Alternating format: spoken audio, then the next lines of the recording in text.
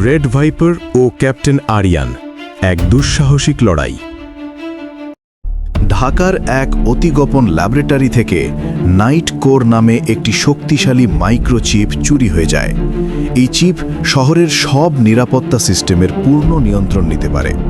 সরকারের বিশেষ unit force 7-এর captain আরিয়ানকে জরুরি ভিত্তিতে মিশনে পাঠানো হয়। আরিয়ান জানে প্রতিপক্ষ রেড ভাইপার গ্যাং এই চিপ ব্যবহার করে রাজধানীতে বিশৃঙ্খলা ঘটানোর প্রস্তুতি নিচ্ছে। রাতের অন্ধকারে আরিয়ান পুরনো বন্দর এলাকায় গ্যাংয়ের হাইড আউটে পৌঁছে যায়। সেখানে টহলরত গার্ডদের দ্রুত নিষ্ক্রিয় করে সে ভেতরে প্রবেশ করে। হাইড আউটের রাস্তা দিয়ে রেড ভাইপার দৌড়ে পালায় এবং আরিয়ান পেছনে ধাওয়া করে। আরিয়ান একজন সাহসী নির্মম যোদ্ধা।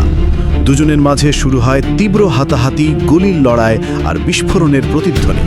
আরিয়ান বুদ্ধি ও গতি কাজে লাগিয়ে শেষ মুহূর্তে রেড ভাইপারকে পরাস্ত করে চিপটি উদ্ধার করে। আরিয়ান দ্রুত সেখান থেকে প্রত্যাবর্তন করে এবং অতি মূল্যবান চিপকে নিজের জিম্মায় সংরক্ষণ করে। বাইরে ভোরের আলো উঠছে।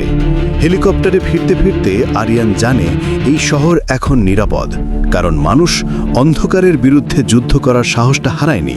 পালানোর ভয় তাদের যারা এ দেশটাকে কুক্ষিগত করতে চায়।